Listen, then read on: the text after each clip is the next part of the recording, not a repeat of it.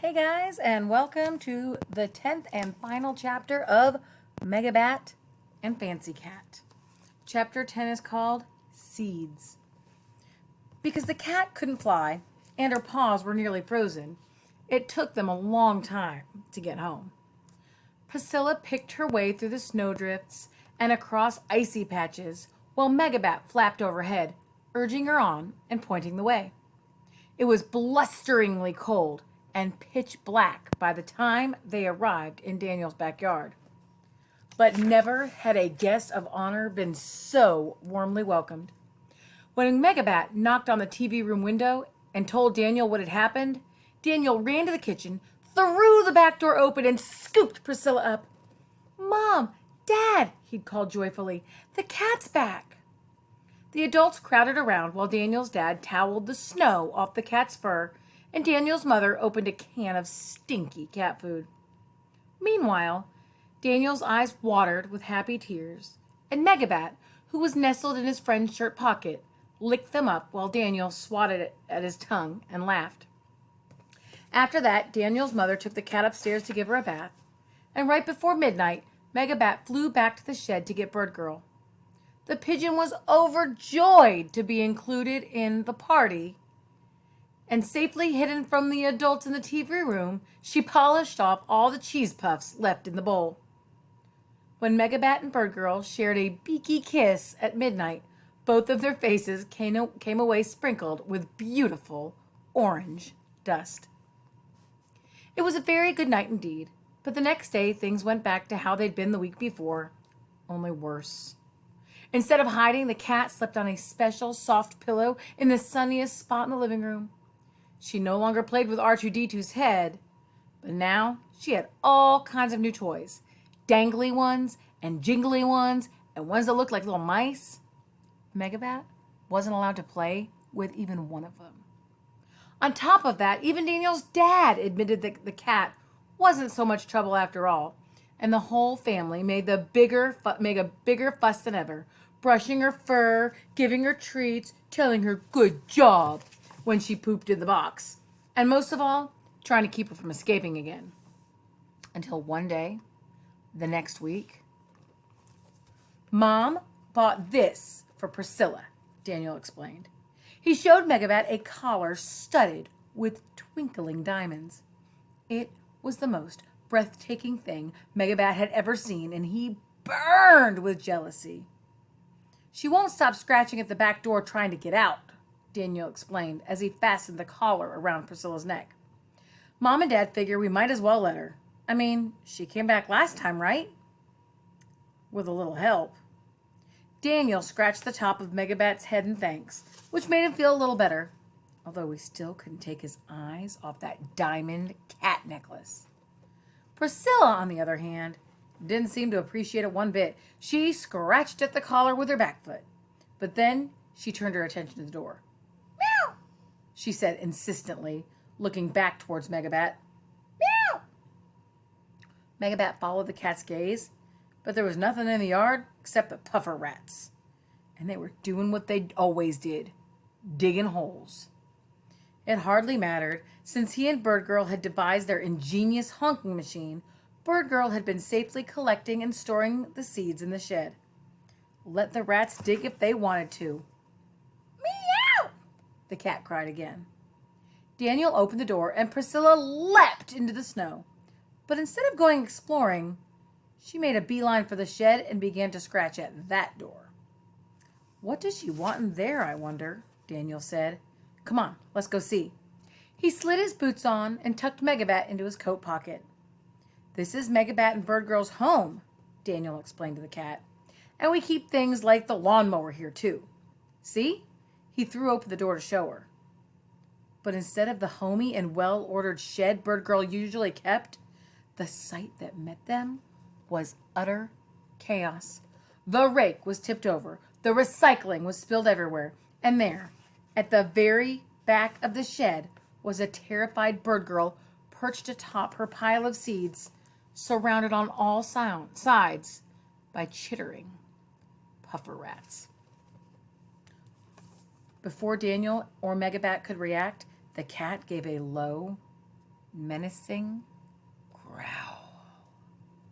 The greedy puffer rats were busy stuffing their cheeks with seeds as the cat crept towards them, her feather duster tail beating wildly. They hadn't seen her yet, but there was no missing her when, a moment later, she pounced and pinned a tail to the ground with her big, furry paw. She hissed at a second puffer rat, baring her pointy fangs. MegaBat was used to seeing the puffer rats scurry here and there, but he had never seen them move quite so fast. They jumped like bouncing balls. 3 of them dashed straight out the shed door. But the last one, the fat gray squirrel, clung to the shed wall, frozen with fear. Priscilla glared at the gray puffer rat and motioned with her head towards the corner of the shed. As if obeying her command, the gray squirrel, who was breathing hard and fast and making small squeaky sounds, inched down the wall and backed toward the corner. "Daniels," MegaBat gasped. "They is thinking hers is queen of puffer rats." It made perfect sense after all. She had the same puffy tail, but while the squirrels were small, silly, and skittish, she was large, dignified, and commanding, exactly like a queen. A few seconds later, MegaBat's theory was confirmed. The squirrel gave a humble little bow, as if begging her pardon, before disappearing into a small hole in the ground the MegaBat had not seen before. "Aha!" MegaBat said. "They's been tunneling in. Those rotten puffer rats has been trying to steal Bird Girl's seeds." And then he realized something else. "And Fancy Cat has been warning mine." For days, Priscilla had been staring out the back window, pawing at the glass.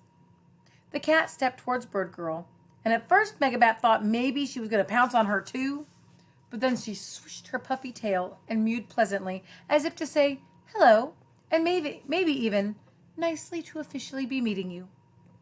"Coo-woo!" Bird Girl exclaimed, shaking her feathers in astonishment. And then MegaBat realized he'd probably gotten something else wrong. Maybe when the cat had tried to hunt Bird Girl in the living room, she hadn't realized the pigeon was family. Perhaps that was why she'd pushed the puzzle pieces of pigeons together the next day. To apologize. Sure, Priscilla had made some mistakes, like playing with R2-D2's head. And yes, she had hidden a lot at first.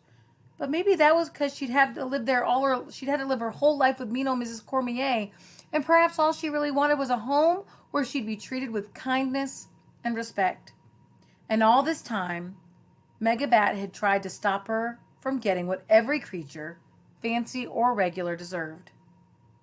MegaBat flew out of Daniel's pocket and landed on the ground in front of the cat. "Mine's sorry," he said sheepishly.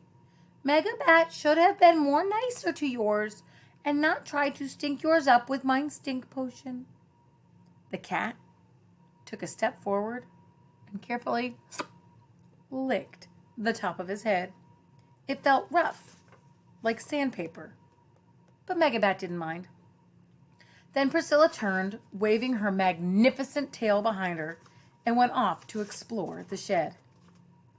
"Is that why the kitchen was a mess last night and the cat smelled so bad when she came home?" Daniel said angrily. "MegaBat, what did you think that was going to accomplish?" MegaBat hunched his wings up, feeling embarrassed.